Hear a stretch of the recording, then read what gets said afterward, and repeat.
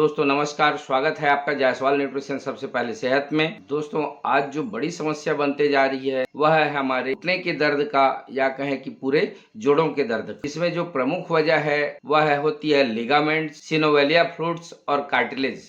ये तत्व मिलके जोड़ों को चलाने में मदद करते हैं। अगर आप जोड़ों के दर्द से परेशान हैं, घुटनों के दर्द से परेशान हैं, तो यह वीडियो आपको अंत तक जरूर देखनी चाहिए। दोस्तों आज के वीडियो में बात करेंगे कार्टिलेज क्या है और क्यों टूटता है। इस विषय पर दोस्तों, कार्टिलेज एक नरम, लचीला और चिकना उत्तक है, टिश्यू है, जो हड्डियों के जोड़ों में और कई हिस्सों में पाया जाता है। यह हड्डियों जितना सख्त भी नहीं होता और मांसपेशियों जैसे नरम भी नहीं होता। यह दोनों के बीच की संरचना होती है, इसीलिए दोस्तों कार्टिलेज को कनेक्टिंग टिश्यू भी कहा जाता है। कार्टिलेज कार्डियोसाइट्स नामक कोशिकाओं से बना हुआ होता है, लेकिन यह हमारे जोड़ों में एक कुशन की तरह काम करता है, स्पंजिंग देने का काम करता है, जो कि शरीर पर किसी भी प्रकार की चोट या दबाव को, आपके जोड़ों पर होने वाली नुकसान को खुद ऑब्जर्व कर लेता है। हड्डियों और जोड़ों पर आने वाली शॉक्स को खुद ऑब्जर्व कर लेता है। दोस्तों वैसे तो मुख्यतः कार्टिलेज 3 प्रकार की होती है, जैसे कि पहला है हाईलाइन कार्टिलेज, दूसरा है फाइब्रोकार्टिलेज और तीसरा है इलास्टिक कार्टिलेज। ये तीनों कार्टिलेजों के मुख्यतः अलग अलग कार्य है, जैसे कि घुटनों पे या जो बड़ी जोड़ें हैं हमारे शरीर पर जिस पे ज्यादा दबाव रहती है वहां पे कार्टिलेज रहती है। इन कार्टिलेजों का जो निर्माण होता है वह होता है टाइप 2 कोलेजन से।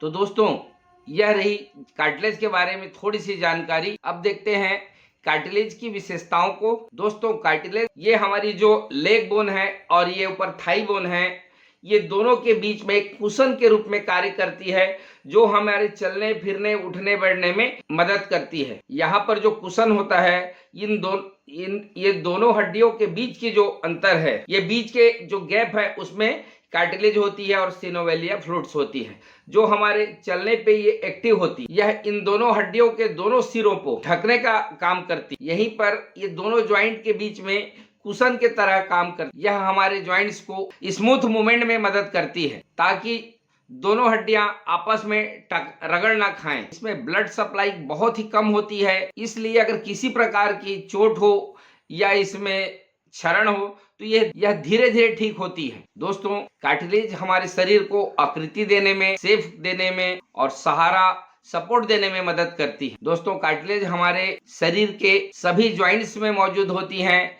कार्टिलेज जो हमारे कान की टिश्यू है इसमें होती है, नाक के टिश्यू पे होती है। लास्टिंग कार्टिलेज अक्सर हमारे कान की जो उरुस्थि है यहाँ पे होती है और नाक पे होती है। हमारे पीठ में रीढ़ की हड्डियों में होती है और श्वास नली में होती है। साथ ही फाइब्रोकार्टिलेज हमारे रीढ़ की हड्डियों में होती है। हाईलाइन कार्टिलेज यह कॉमन कार्टिलेज है, जो सभी प्रमुख जोड़े हैं वहां पर पाई जाती है। इलास्टिक कार्टिलेज जो हमारे कान पर और नाक पर और गले आहार नाल है वहां पर होती हैं, यह बहुत ही लचीला और नरम होती है। फाइब्रोकार्टिलेज यह रीढ़ की हड्डियों के बीच इंटरवर्टेब्रल डिस्क और घुटनों में मजबूती के लिए होती है। तो दोस्तों अभी हमने कार्टिलेज के प्रकार को जाना। आसान शब्दों में कहें तो कार्टिलेज एक कुशन जैसा उत्तक है, जो हमारे जोड़ों पर, जो हमारे शरीर को और हड्डियों को आकार देने में मदद करती है। तो दोस्तों अब जानते हैं यह टूटता क्यों है। दोस्तों की जैसा कि हम जानते हैं कि कार्टिलेज एक नरम, चिकना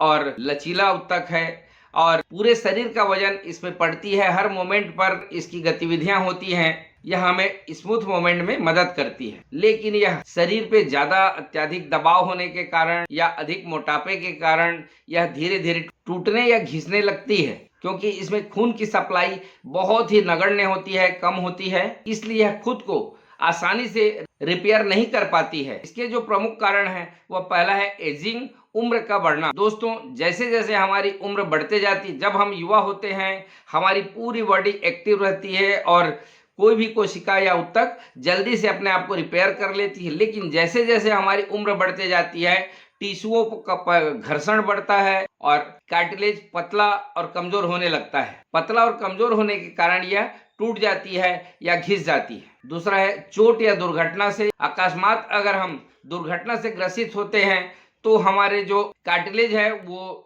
टूट जाती है और इसे हम ध्यान नहीं देते हैं और ये लंबे समय तक बने रहती है, तो इसमें ज्वाइंट्स पेन होने की संभावना बढ़ जाती है। तीसरा है बार बार का दबाव आना। ओवर यूज, अनुपात से ज्यादा दौड़ना, क्षमता से ज्यादा वजन उठाना, रिप्रेपेटिव मोमेंट भी कार्टिलेज घिसने का कारण होता है। चौथा है मोटापा, ओबेसिटी।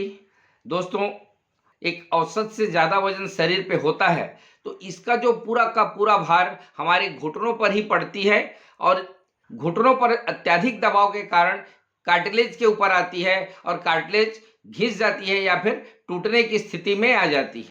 दोस्तों अब जानते हैं कार्टिलेज से होने वाली डिसीज को। दोस्तों, यदि हमारा कार्टिलेज किसी घिस जाती है, टूट जाती है तो ऑस्टियोआर्थराइटिस, रूमेटाइड आर्थराइटिस और रूमेटाइड आर्थराइटिस जैसी बीमारियां कार्टिलेज को धीरे धीरे नष्ट कर देती हैं। कम ब्लड सप्लाई का होना भी एक प्रमुख कारण होता है कार्टिलेज के घिसने और टूटने की, क्योंकि यह खुद से जल्दी से अपने आप को रिपेयर नहीं कर पाती। इसलिए किसी प्रकार की दुर्घटना होने के बाद जल्दी ठीक नहीं होता और यह अधिक टूटने लगता है, क्षरण होने लगता है और इसका अधिक क्षरण होने की संभावनाएं होती हैं। तो दोस्तों, अगर आपको घुटनों में दर्द है, सूजन है, जकड़न है या फिर कड़कने की आवाज आती तो यह कार्टिलेज डैमेज के संकेत हो सकते हैं। ऐसे समय पर किसी काउंसलर से जरूर आप सहायता लें। दोस्तों, अगर कार्टिलेज सही सलामत है तभी हम सही से चल पाएंगे, दौड़ पाएंगे, उठ पाएंगे, बैठ पाएंगे। इसलिए कार्टिलेज को मजबूत रखने और टूटने से बचाने के लिए आप सही आहार का उपयोग करें, सही खान पान, नियमित व्यायाम और अपने लाइफ स्टाइल पे सुधार जरूर करें।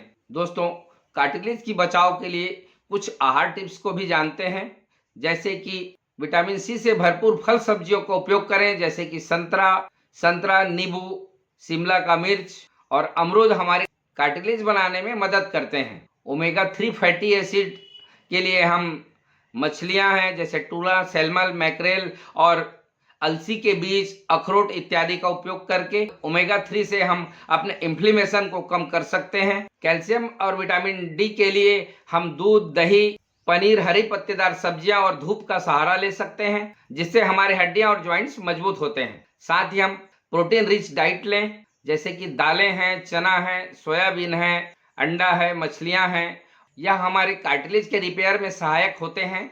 साथ ही अगर इन सब चीजों के उपयोग के बावजूद भी अगर हमारे जोड़ों पे कड़क की आवाज आ रही है, दर्द हो रही है, सूजन बार बार हो रही है, तो हम जिलेटिन और कोलेजन सप्लीमेंट का भी उपयोग कर सकते हैं।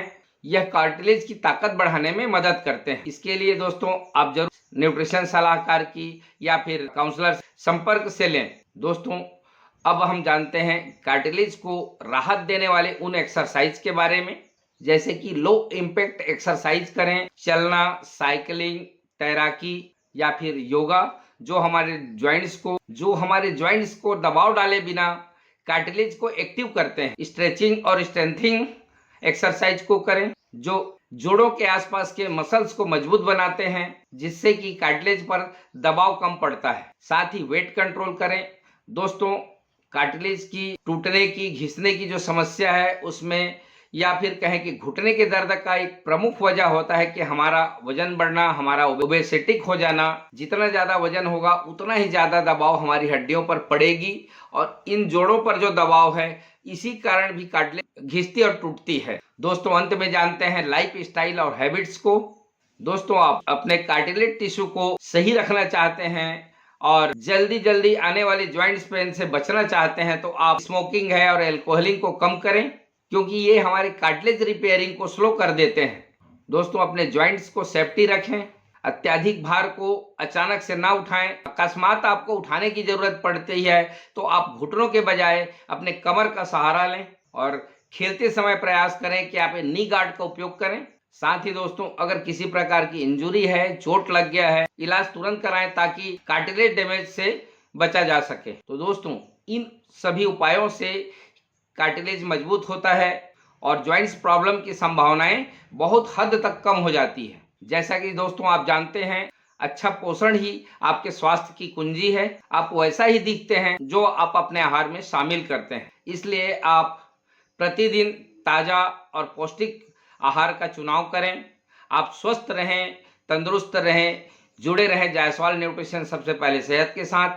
वीडियो पसंद आई तो लाइक करें, सब्सक्राइब करें, कमेंट करें और किसी जरूरतमंद को इस वीडियो को शेयर भी करें। धन्यवाद।